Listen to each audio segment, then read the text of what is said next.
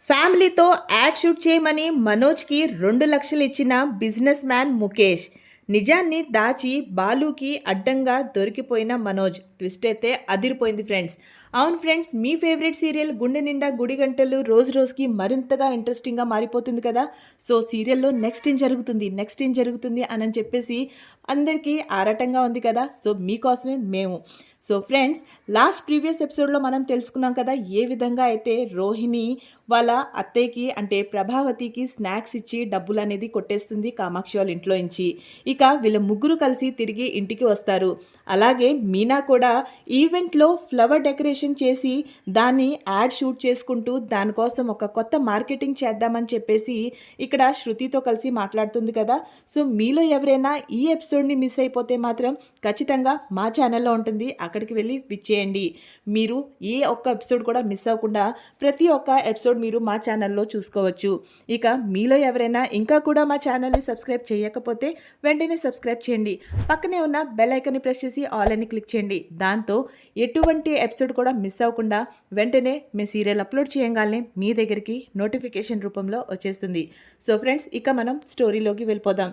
ఏ విధంగా అయితే బాగా మీనా ఈవెంట్లో మంచిగా డెకరేషన్ చేయాలి అని చెప్పేసి ఒక డెమో చేసి ఇంట్లో చూపిస్తుందో అది చూసి బాలు మురిసిపోతూ ఉంటాడు. మరోవైపు శృతి తనకి మంచిగా ఐడియాస్ని ఇస్తూ ఉంటుంది. ఇలా కాదు ఇలా చేసుకో అని చెప్పేసి చెప్తూ ఉంటుంది. దాంతో మీనా మాత్రం చాలా ఎక్కువగా షై ఫీల్ అవుతూ ఉంటుంది. వామ్మో ఇవన్నీ ఎందుకు, కేవలం ఏదైతే నేను ఈవెంట్కి సంబంధించిన ఫ్లవర్ డెకరేషన్ చేసిన డెమో ఏదైతే ఉందో వాటి వరకు ఫోటో తీసి పెట్టు శృతి అని చెప్పేసి అని అంటుంది. దాంతో వెంటనే శృతి ఉండేసి ఈ రోజుల్లో మార్కెటింగ్ చేయాలి అని అంటే చాలా ఒరిజినల్ కంటెంట్ ఉండాలి. ఎవరైతే ఇది చేస్తున్నారో ఎవరు దీనికి ఓనర్ అనేది ఖచ్చితంగా తెలిసి తీరాల్సిందే. వాళ్ళు కూడా ఇక్కడ ఫోటో దిగేసి ఆ ఫోటోని పెడితే జనాలు తొందరగా నమ్ముతారు. అలాగే నమ్మి మీకు మరింత ఆర్డర్స్ అనేవి వస్తాయి మీనా అని చెప్పేసి తనకి మంచిగా అర్థమయ్యేలాగా చెప్తుంది. దాంతో బాలు ఉండి మీనా శృతి ఎలా అయితే చెప్తుందో అలా చేయొచ్చు కదా, డబ్బుడమ్మకి మనకన్నా బాగా అన్నీ తెలుసు కాబట్టి తను ఎలా చెప్తుందో అలా చెయ్యి అనంటే, ఇప్పుడు అలా అంతా ఫోటో దిగటాని కోసం నా దగ్గర మంచి బట్టలు కూడా లేవు, ఎందుకండి ఇప్పుడు ఇవన్నీ వద్దులే అని చెప్పంటే, శృతి ఉండి నేను ఇప్పుడే షాపింగ్ చేసి వచ్చాను, మంచి ఫ్యాన్సీ శారీస్ కొనుక్కుని వచ్చాను, రా నేను నీకు చూపిస్తాను అని చెప్పేసి తను తీసుకుని వచ్చిన శారీని మీనాకి పెట్టి చూపించి ఇది చూడు ఎంత బాగుందో అనంటే, బాలు ఉండి అవునవును చాలా బాగుంది అని చెప్తే, రా నేను నిన్ను రెడీ చేస్తాను అని చెప్పేసి మీనా చేయి పట్టుకొని లాక్కెళ్తుంది. దాంతో బాలు కూడా ఎంతో ఆనందంగా ఫీల్ అవుతాడు. ఇక వెంటనే బాలు ఎప్పుడెప్పుడు మీనా బయటకు వస్తుందా అని చెప్పేసి ఎదురు చూస్తూ ఉంటాడు. దాంతో శృతి మంచిగా రెడీ చేసి ఫస్ట్ అయితే శృతి బయటకు వస్తుంది. ఏంటి ఏది మా పూలగంప అని చెప్పేసి అని అడుగుతాడు బాలు. దాంతో శృతి ఉండి ఆగు కాస్త వెయిట్ చేయి అని చెప్పేసి ఎప్పుడైతే మీనా బయటకు వస్తుందో మీనాని చూసి అవాక్కైపోతాడు బాలు. వామ్మో డబ్బుడమ్మ, నువ్వు కూడా పార్లర్లమ్మలాగా భలే రెడీ చేస్తున్నావే, అసలు ఇది నా మీనా అయినా, నేనే గుర్తుపట్టలేనంతగా బాగుంది. ప్లీజ్ ముందైతే నన్ను మీనాని కలిపి ఒక ఫోటో తీవా అని చెప్పేసి ఎంతో ఆతృతగా అడుగుతాడు బాలు. దాంతో శృతి కూడా వాళ్ళిద్దరిని ఫోటో తీస్తుంది. ఇక దాని తర్వాత వెంటనే మీనా మాత్రం చాలా ఎక్కువగా సిగ్గుకి గురవుతూ ఉంటుంది. తను ఎంతో సిగ్గుపడుతూ ఉంటుంది. ఏంటి ఇదంతా చాలా కొత్తగా ఉంది అని చెప్పేసి అని అంటుంది. దాంతో తను ఉండేసి ఏం కాదు, చాలా స్టైలిష్గా ఉన్నావు తెలుసా, ఎంత బాగున్నావో, ఇప్పుడు నేను చెప్పినట్టుగా పోజులు ఇవ్వు అని చెప్పేసి అని అంటుంది. ఇక తను చెప్పినట్టుగా పోజులు అయితే ఇచ్చేస్తుంది. కానీ చాలా సిగ్గుపడుతూ ఇస్తుంది. ఏంటి మీనా ఎంత చెప్పినా కూడా ఇంత సిగ్గుపడుతున్నావు, ఇటువంటి పోజులు ఇస్తే ఎలా, అంతా న్యాచురల్గా ఉండాలి, చాలా బాగుండాలి, అలాగే చెయ్యి అని చెప్పేసి శృతి అంటుంది.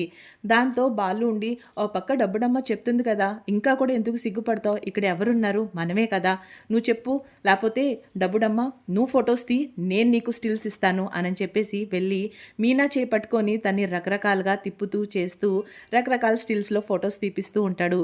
అందులోనే ఇక మీనాని తనుండేసి ఇక ఫోటో స్టిల్స్ అయితే చాలు, ఇక ర్యాంప్ వాక్ ఎలా చేయాలనేది కూడా నేర్పిస్తాను అంటది. దాంతో తనుండి ఫొటోస్ అయితే చాలు ఇంకా ఇవన్నీ ఎందుకు అనంటే మంచిగా మార్కెటింగ్ చేయాలి, ఒక యాడ్‌ని తయారు చేయాలంటే దాంతో మనకి ఆడియోతో పాటు వీడియో కూడా ఉంటే చాలా బావుంటది అనని చెప్పేసి క్యాట్ వాక్‌ని తనకి నేర్పిస్తుంది. దాంతో తను చాలా సిగ్గుపడుతూ ఉంటుంది. "వద్దు శృతి" అనంటే, "అరే! చెప్పింది చెయ్యి" అనని చెప్పేసని అంటుంది. బాలు ఉండి, "ఎందుకు ఇంత ఇది చేస్తున్నావు? తను ఎలా అయితే చెప్తుందో అలా చేయొచ్చు కదా!" అనని చెప్పేసి అని అంటాడు. ఇక మీనా కూడా చూసి ఆ విధంగా క్యాట్ వాక్ అయితే చేస్తుంది. ఇక దాని తర్వాత దాన్ని కూడా వీడియో షూట్ చేస్తారు. ఇక ఇదైతే చాలా బావుంది. నెక్స్ట్ ఇంకొంచెం స్టిల్స్ అయితే మనం తీసుకుందాం అనని చెప్పేసి అని అంటుంది. "అయ్యో! ఇంకానా? ఇంకొద్దు శృతి ఇవి చాల్లే" అని అంటుంది మీనా. అప్పుడే అక్కడికి రవి వస్తాడు. రవిని చూడంగానే సిగ్గుతో గబగబా వచ్చేసి బాలు పక్కన దాక్కుంటుంది మీనా. "అరే! ఏమైంది?" అనంటే, "రవి వచ్చాడు" అనంగాల్నే, "అయితే ఏమైంది? మన రవియే కదా!" అనని చెప్పేసి అని అంటుంది శృతి. "ఏయ్! ఏం జరుగుతుంది ఇక్కడ?" అనని చెప్పేసి వెంటనే అడుగుతాడు రవి. దాంతో శృతి ఉండి, ఈ విధంగా మీనా తొందరలోనే ఈవెంట్‌లో డెకరేషన్ చేయాలని చెప్పేసి ప్లాన్ చేస్తుంది. కొత్త బిజినెస్‌ని స్టార్ట్ చేయబోతుంది. దానికే నేను గైడ్ చేస్తూ మంచి మార్కెటింగ్ యాడ్ చేద్దామని చెప్పేసి మీనాకి గైడ్ చేస్తున్నాను అనని చెప్పేసి అని అంటుంది. "ఓహ్! వావ్ వదిన కంగ్రాచ్యులేషన్స్. నిజంగా చాలా మంచి ఐడియా" అనని చెప్పేసి అని అంటాడు. దాంతో వెంటనే ఇక "నువ్వు సిగ్గుపడకుండా ఎలా కావాలంటే అలా ఫోటోస్ తీసుకో డబ్బుడమ్మా. నేనైతే వెంటనే దీనికి ఏ విధంగా స్టిల్స్ ఇయ్యాలనేది నీకు ఇప్పిస్తాను" అనని చెప్పేసి అని అంటాడు. ఇక వీళ్ళిద్దరూ కలిసి ఇక్కడ రకరకాలుగా తనకి చేయి పట్టుకొని ఇటు తిప్పుతూ, అటు తిప్పుతూ స్టిల్స్ తీస్తూ ఉంటాడు. అప్పుడే బయట నుంచి ప్రభావతి, రోహిణి ఇక మనోజ్ ఇంట్లోకి ఎంట్రీ ఇస్తూ ఉంటారు. ఎప్పుడైతే బాలు మీనాని పట్టుకొని ఉంటాడో వాళ్ళిద్దరు మొహానికి మధ్యలో తన పైట చెంగైతే వచ్చేస్తుంది. ఇక మీనా మొహం ఏ విధంగా కూడా కనపడదు. మనోజ్ వెంటనే అక్కడ నుంచొని ఏంటి ఇదంతా? ఏం జరుగుతుంది? మేము లేని సమయంలో ఇంట్లో ఈ బాలు ఎవరిని తీసుకొచ్చాడు ఇంట్లోకి అనని చెప్పేసి వెంటనే వాళ్ళమ్మకి సైగ చేసి పిలుస్తాడు. "తొందరగా ఇటురా, చూడు వీడెవరిని తీసుకునొచ్చి ఇంట్లో ఏ విధంగా డాన్సులేస్తున్నాడో" అనని చెప్పేసి చెప్తాడు. అది చూసిన తర్వాత వెంటనే ప్రభావతి ఉండి, "రేయ్! ఏంట్రా ఈ చండాలం? ఎవర్రా ఈ అమ్మాయి? ఏకంగా ఇంటికే తీసుకొచ్చావు, అది కూడా ఇంట్లో పట్టపగల ఈ రకంగా తీసుకొచ్చి దీంతో చిందులేస్తున్నావు" అనంగాల్నే, "ఓహో! మా అమ్మ ఇలా అర్థం చేసుకుందా" అనని చెప్పేసి బాలు కాసేపు ఆట పట్టిద్దాం కదా అని చెప్పేసి, "అవును తీసుకొచ్చాను, ఏంటంట" అనని చెప్పేసి అని అంటాడు. ఇక శృతి, రవి ఎప్పుడైతే వీళ్ళు గొంతు వింటారో వెంటనే వాళ్ళు పక్కకెళ్ళి కాస్త చాటుగా దాక్కుంటారు. ఇక జరిగేదాన్ని చూస్తూ ఎంజాయ్ చేస్తూ ఉంటారు. "రేయ్! ఏదిరా ఆ పూలు అమ్ముకునేదేది? మీనా, మీనా ఎక్కడికెళ్ళావే" అనని చెప్పేసి కేకలేస్తుంది. "ఏంటి పూలు అమ్ముకోవడానికి పోయిందా? అది పూలు అమ్ముకోవడానికి వెళ్ళిందని చెప్పేసి నువ్వు ఇంట్లో వేరే దాన్ని తీసుకొచ్చి ఇక్కడ డాన్సులేస్తున్నావా" అనని చెప్పేసి అని అంటుంది. దాంతో బాలు ఉండి, "అవును తీసుకొచ్చాను, ఎవరు లేరు, నాకేం చేయబుద్ధి కావట్లేదు, ట్రిప్స్ లెవ్వు కాబట్టే తెచ్చుకున్నాను, మీకేనా అబ్జెక్షనా" అనంటే వెంటనే తనుండేసి, "తాగుడొక్కటే అలవాటు కదా అని అనుకున్నాను, ఏకంగా ఈ దరిద్రాన్ని తీసుకునొచ్చావు, ఇలాంటి అలవాట్లు కూడా ఉన్నాయంట్రా నీకు" అనని చెప్పేసి ప్రభావతి తిడుతుంది. బాలు లోపలోనే నవ్వుకుంటూ ఉంటాడు. మీనా తిరుగుదాం అని అనుకుంటే బాలు తన్ని తిరగనీయకుండా గట్టిగా పట్టేసుకుంటాడు. ఇక శృతి, రవి మాత్రం పకపక లోపలనే నవ్వుకుంటూ ఉంటారు. భలే జరుగుతుందే అనని చెప్పేసి. ఇక ప్రభావతి ఉండి, "నేను ఏదైనా సహిస్తాను కానీ ఇటువంటి చండాలాన్ని మాత్రం నా ఇంట్లో సహించను. అయినా కూడా ఆ పూలమ్ముకునే దానికి గాని తెలిసిందనుకో, మీ గదిలో ఉందే ఇటికరాయి, ఆ ఇటికరాయి తీసుకొని నీ మాడు పగలగొట్టిద్ది" అనని చెప్పేసి అని అంటుంది. ఏదైతే ఏముంది, మీనా వస్తే మీనాతో కూడా కలిసి డాన్స్ ఏస్తాను, తినతో కూడా కలిసి డాన్స్ ఏస్తాను, నన్నెవరు ఆపేది అనని చెప్పేసి అని అంటాడు. దాంతో, "రేయ్! చాలా ఎక్కువైంది, ఇంకింతటితో ఆపు, ఎవర్రా ఇది? ఎవరిని తీసుకొచ్చావు" అనంటే మనోజ్ కూడా ఉండి, "ఎవరిని తీసుకొచ్చావురా నువ్వు" అనంగాల్నే వెంటనే ఇక మీనా ఇది చాలా దూరం పోతుంది అనని చెప్పేసి గట్టిగా విదిలించుకొని తను, "అత్తయ్య నేనే" అనని చెప్పేసి అని అంటుంది. ఇక ఎప్పుడైతే ప్రభావతి మీనాని చూస్తుందో అవాక్కైపోతుంది. మనోజ్ ఇక రోహిణి కూడా నోరు తెరుచుకొని అలాగే చూస్తూ ఉంటారు. ఇది మన మీనానా అన్నట్టుగా చూస్తారు. "ఏయ్ నువ్వా? ఏంటే ఇది" అనని చెప్పేసి అనంగాల్నే వెంటనే, "నేను కొత్త బిజినెస్ స్టార్ట్ చేద్దాం అనుకుంటున్నాను అత్తయ్య, దానికోసం కొన్ని అడ్వర్టైజింగ్ కోసం ఫొటోస్ కావాలి అని అంటే దానికోసం ఇదంతా చేస్తున్నాను అత్తయ్య" అనని చెప్పేసి అని అంటుంది. దాంతో, "ఓహో అదా, దానికా ఈ ఘనకార్యం అంతా" అనని చెప్పేసి అని అంటుంది. దాంతో వెంటనే బాలు ఉండి, "ఏ మీనా, ఒక విషయాన్ని గమనించావా? మా అమ్మకి నువ్వంటే ఎంత పడకపోయినా సరే నేను వేరే అమ్మాయిని ఇంటికి తీసుకుని రాంగాల్నే ఎక్కడ నీ కాపురంలో నిప్పులు పడతాయా అనని చెప్పేసి మా అమ్మ ఎంత బాధపడింది, ఎంత గట్టిగా దీన్ని సహించును అనని చెప్పింది" అనగాల్నే కాస్తంత సేపటికి మీనా చాలా బాగా సెంటిమెంట్‌గా ఫీల్ అవుతుంది. ప్రభావతి కూడా చాలా సైలెంట్‌గా దాన్ని ఆలోచిస్తూ ఉంటుంది. ఇక వెంటనే మీనా ఉండేసి, "అత్తయ్య, మొట్టమొదటి మాట, మా ఆయనకి అలాంటి అలవాటు లేవు. తను నన్ను ఎప్పుడు కూడా అటువంటి విషయంలో ద్రోహం అయితే చేయడు.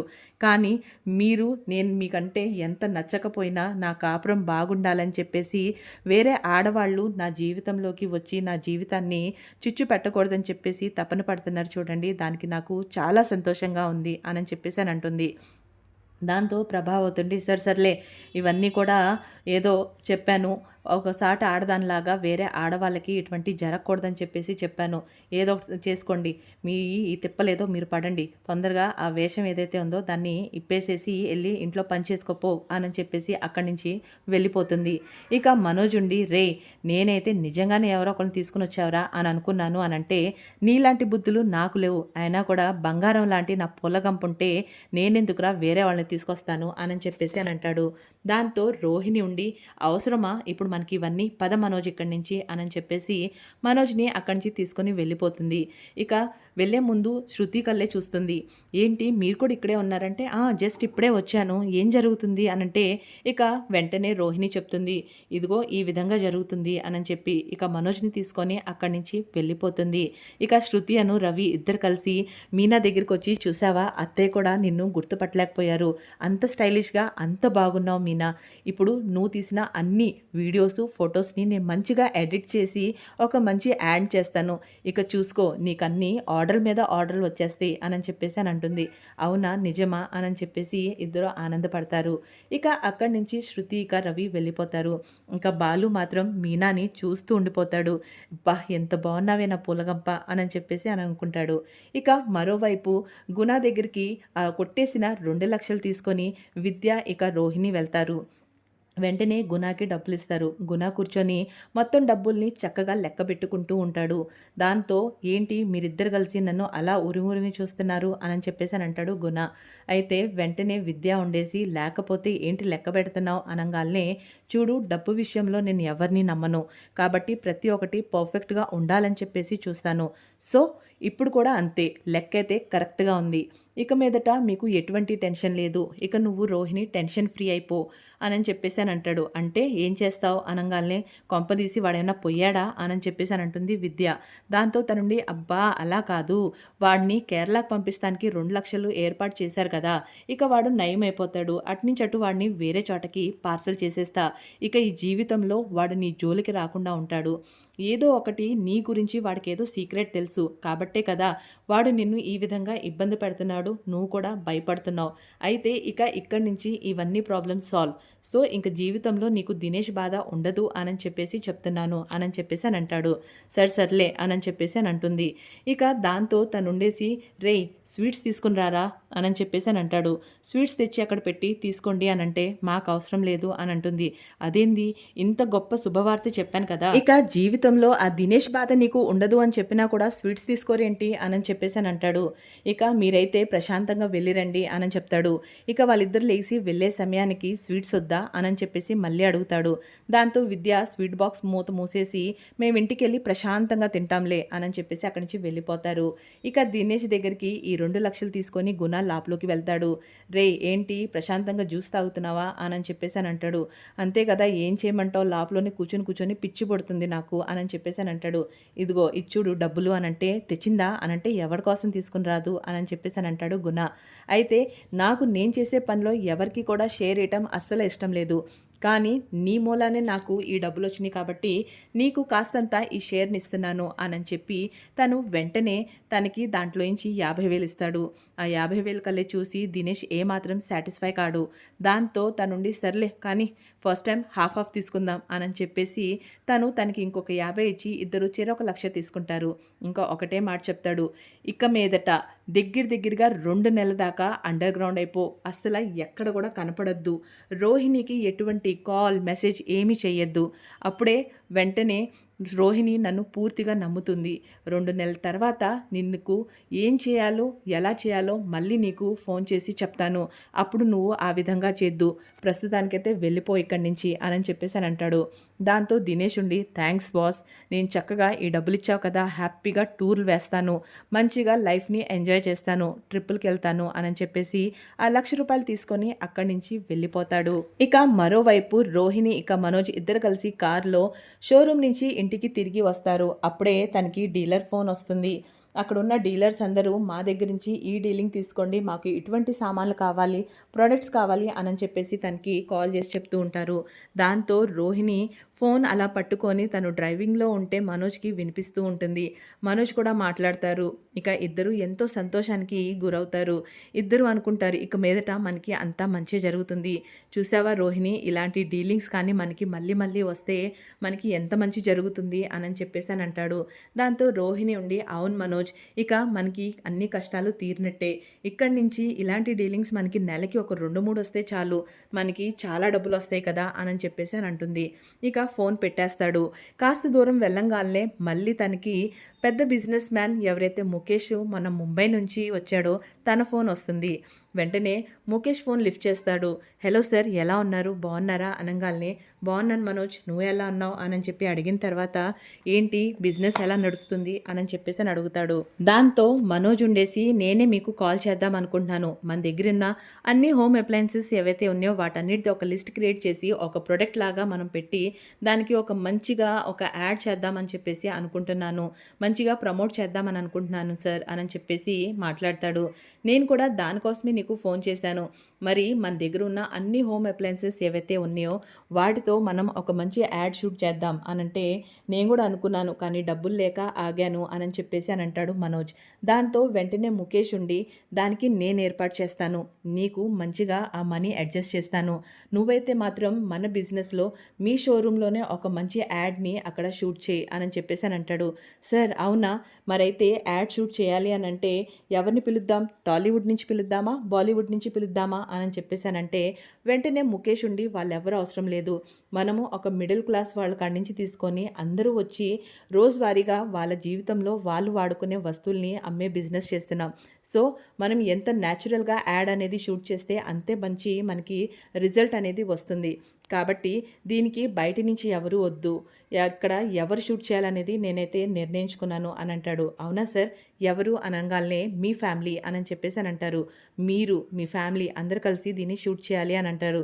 వెంటనే మనోజ్ ఉండి నేనా, మా ఆవిడైతే నేను హీరోలాగా ఉంటాను అని అనుకున్నాను అని ఎప్పుడు అంటూ ఉంటుంది. మీకు కూడా నేను హీరోలాగా కనిపించానా సార్ అని చెప్పేసి తన్నే తాను పొగుడుకుంటూ ఉంటాడు. ఇంకా కాసేపట్లో అవును మనోజ్, మీరందరూ మీ ఫ్యామిలీ నాకు చాలా బాగా నచ్చింది, మీ ఫ్యామిలీ చాలా జెన్యున్గా ఉంటుంది, కాబట్టి మీ ఫ్యామిలీతోనే ఈ షూట్ చేపిద్దాం అని చెప్పేసి అని అంటాడు. దాంతో రోహిణికి మనోజ్కి ఏం అర్థం కాదు. వెంటనే తను అంటారనమాట, సార్ ఇవన్నీ చేయాలి అని అంటే ఓకే, నేను రోహిణి ఏదో ఒక విధంగా మేము అడ్జస్ట్ అవుతాం, ఇక మా తమ్ముడు రవి అని శృతి కూడా ఓకే, బట్ బాలు ఇక మీనా అయితే వాళ్ళ వల్ల కాదు సార్ అనగానే వెంటనే ముఖేష్ ఉండి అతి ముఖ్యమైన పాత్రలు వాళ్ళు ఎంత న్యాచురల్గా ఉంటారు కాబట్టి వాళ్ళు నటించాల్సిన అవసరమే లేదు. మన యాడ్కి ఎంత ఒరిజినల్ కంటెంట్ అనేది యాడ్ అవుతే అంతే జనాలు దాన్ని ఎక్కువగా నమ్ముతారు అని చెప్పేసి అని అంటాడు. కాబట్టి ఇంకా దీంట్లో ఎటువంటి చేంజ్ అయితే లేదు. నేనైతే ఒక్కొక్క మనిషికి యాడ్ చేస్తున్నందుకు మనిషికి 25,000 కాడక ఇస్తున్నాను. ఇప్పుడే నీ అకౌంట్లో 2,00,000 కూడా కొట్టాను చూడు అని చెప్పగానే వెంటనే ఫోన్లో చెక్ చేసుకుంటాడు. వెంటనే ముఖేష్ తనకి 2,00,000 పంపించింది చూసి చాలా సంతోషపడతాడు. కాబట్టి చాలా న్యాచురల్గా మీరు ఈ షూట్ని అయితే చేయాలి, అది కూడా మీ షోరూంలోనే చేయాలి అని చెప్పేసి అని అంటాడు ముఖేష్. దాంతో ఇది ఎలా చేయాలి అనేది అడిగితే మాకు ఇక్కడ ముంబై నుంచి ఒక టీం అనేది అక్కడికి వస్తుంది, తను మీకు అంతా గైడ్ చేస్తాడు అని చెప్పేసి అని అంటాడు. దెన్ ఓకే అయితే ఫిక్స్, ఖచ్చితంగా మీ ఫ్యామిలీతోనే మీ షోరూంలో మనం ఈ షూట్ అయితే చేద్దాం అని చెప్పేసి అని అంటాడు. ఇక దాంతోపాటు వెంటనే వాళ్ళు ఫోన్ అయితే కట్ చేసేస్తారు. ఇక రోహిణి మనోజ్ అయితే చాలా సంతోషంగా ఫీల్ అవుతారు. కానీ రోహిణి వెంటనే ఉండి సరే మనోజ్ ఎట్టకొట్ట మనం చేద్దాం, ఇంటికి వెళ్ళంగానే ఎవరు 25,000 వాళ్ళకి ఇచ్చేసే అనగానే ఎందుకు ఇవ్వాలి అనగానే అదేంటి ఇవ్వకపోతే రేపు ఎప్పుడైనా వాళ్ళకి తెలిస్తే చాలా చండాలంగా ఉంటుంది కదా, అందుట్లో బాలు అస్సలు ఊరుకోడు, నీకు తెలిసిందే కదా అని చెప్పేసి అని అంటుంది. దాంతో మనోజ్ ఉండి వాళ్ళు ఖచ్చితంగా వెళ్ళి ముఖేష్‌ని డబ్బులిచ్చారా అని అడగరు. మనమా చెప్పము. ఇంక వాళ్ళకెలా తెలుస్తుంది? ఇప్పుడు మన పరిస్థితి బాగోలేదు. ఇప్పుడిప్పుడే మన బిజినెస్‌ని డెవలప్ చేసుకుంటున్నాం. మనకి డబ్బులు చాలా అవసరం. కాబట్టి ఎవరికీ ఏమి ఇయ్యాల్సిన పని లేదు. ఇంటికెళ్ళిన తర్వాత అందరితో కలిసి మాట్లాడదాం అని చెప్పేసి అనంటారు. ఇక ఏం చేయాలో అర్థం కాక సైలెంట్ అయిపోతుంది రోహిణి. ఇక రోహిణికి మనసులో ఆలోచనొస్తుంది. నేనేమో కామాక్షి అత్తోళ్ళ ఇంట్లో 2,00,000 కొట్టేసి అది ఎవరికీ తెలియకూడదని అనుకుంటున్నా. ఇక అత్తయ్య ఏమో 2,00,000 తీసుకున్న సంగతి ఎవరికీ తెలియకూడదని చెప్పేసి అని అనుకుంది. ఇక మనోజ్ ఇక్కడ ఈ 2,00,000 నాకు ముఖేష్ వేశాడన్న సంగతి ఎవరికీ తెలియకూడదని చెప్పేసి అని అనుకుంటున్నారు. సరిపోయాం అందరికందరూ ఒకటే లాంటోళ్ళము అని చెప్పేసి నవ్వుకుంటుంది.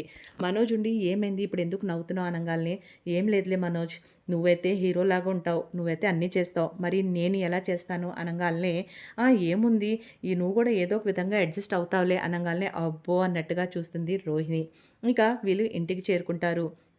ఇంటికి చేరుకున్నాక అక్కడ అందరినీ కూర్చోబెట్టి ముఖేష్ చెప్పిన యాడ్ గురించి వాళ్ళకి ఎక్స్‌ప్లెయిన్ చేస్తారు. అందులోనే ప్రభావతి చాలా ఆనందంగా ఫీల్ అవుతుంది.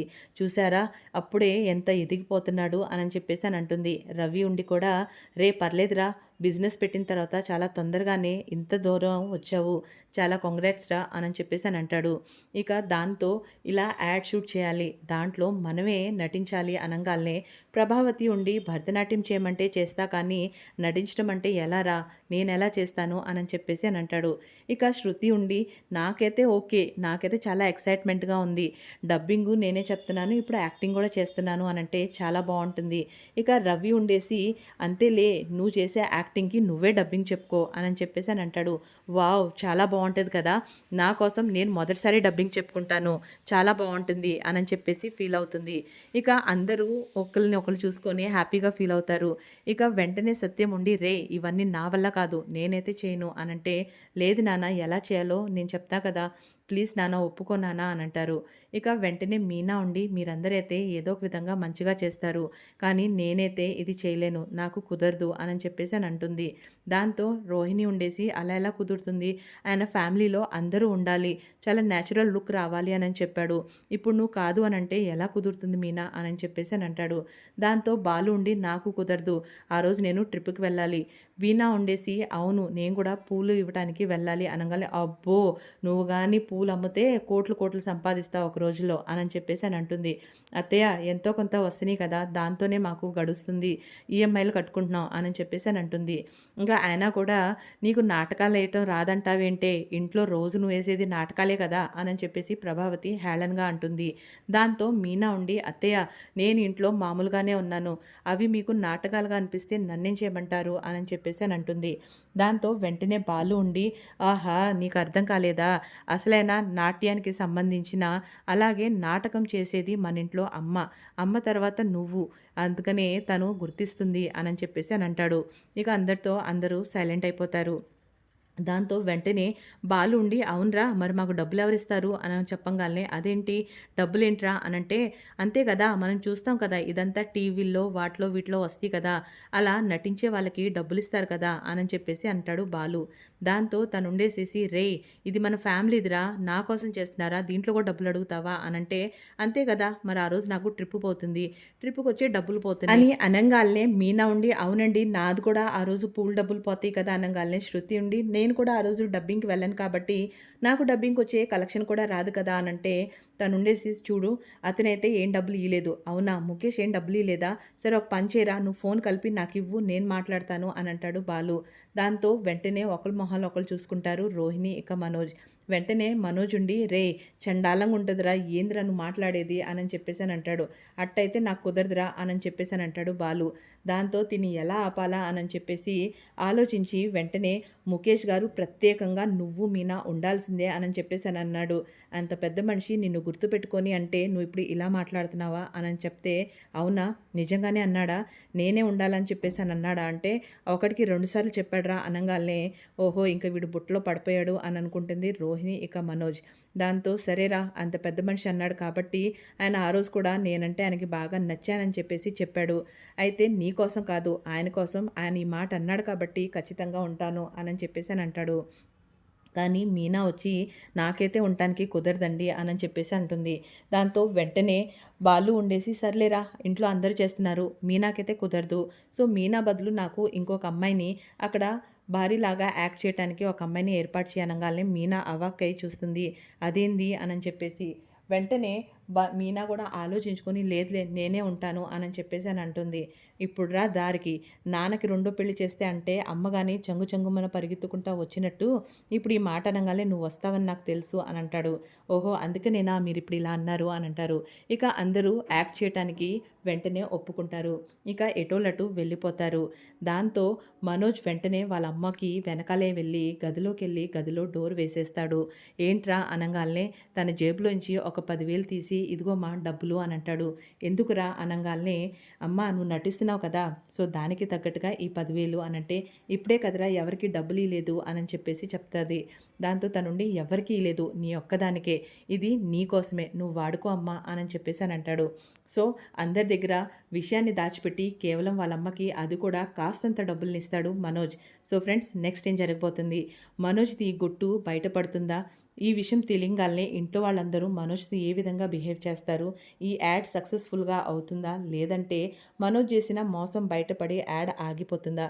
ఇవన్నీ కూడా తెలుసుకోవడానికి కోసం మీరు మీ ఫేవరెట్ సీరియల్ని ఎక్కడ కూడా మిస్ కాకూడదు అని అనుకుంటే మా ఛానల్ని సబ్స్క్రైబ్ చేసుకొని లైక్ చేసుకోండి. పక్కనే ఉన్న బెల్ ఐకాన్ని ప్రెస్ చేసి ఆల్ అని క్లిక్ చేయండి. అప్పుడు రేపు జరగబోయే ఎపిసోడ్ మేము పెట్టినప్పుడు వెంటనే మీ దగ్గరికి నోటిఫికేషన్ రూపంలో వస్తుంది. సీరియల్ అయితే వాచ్ చేస్తున్నారు, లైక్ అయితే చాలా తక్కువ మంది చేస్తున్నారు. ఖచ్చితంగా లైక్ చేయండి. మీ యొక్క చిన్న లైక్ మాకెంతో ప్రోత్సాహాన్ని కలిగిస్తుంది. Thank you so much friends.